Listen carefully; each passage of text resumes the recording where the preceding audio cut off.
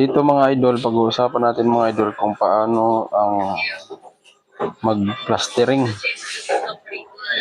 Paano magsimula mag-plastering.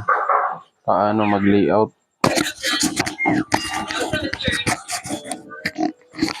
So mga idol, kung baguhan ka pa lang na mag-plastering or labor na gusto matuto na mag-plastering, ay bumili na kayo mga idol ng sarili nyong gamit, rodila, kutsara, metro, martilyo.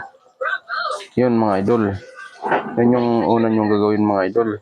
Lalo na sa mga labor na gustong matuto magmason. Yun talaga ang pinaka the best. Magbili muna kayo ng sarili nyong gamit para meron kayong magagamit. Kung may paggawa, di meron na kayong kahit paano, pwede na kayo ilagay sa kung kaya nyo palang i-plastering, sintada. Kasi dyan ka matututo pag kompleto na yung gamit mo. Kaya yun lang may advice ko sa inyo mga idol. Bumili muna kayo ng sarili nyong gamit para hindi na kayo mahirapan na mag-plastering kasi kompleto na kayo sa gamit Yun yung number 1 na importante.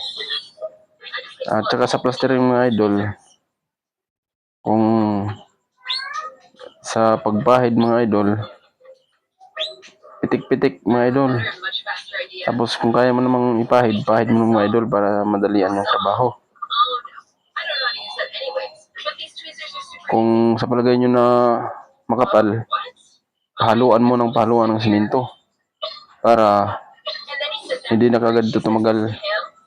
Kasi yung hinahabol mo dyan is yung yung para matapos ang plastering. Kaya pahalo ng simento. Ang naman, pag halo ng simento is tatlong timba na buhangin, isang supot na simento. Kaya yun, mapadali ang trabaho nyo pagka pinahaluan kapag alam mo makapal.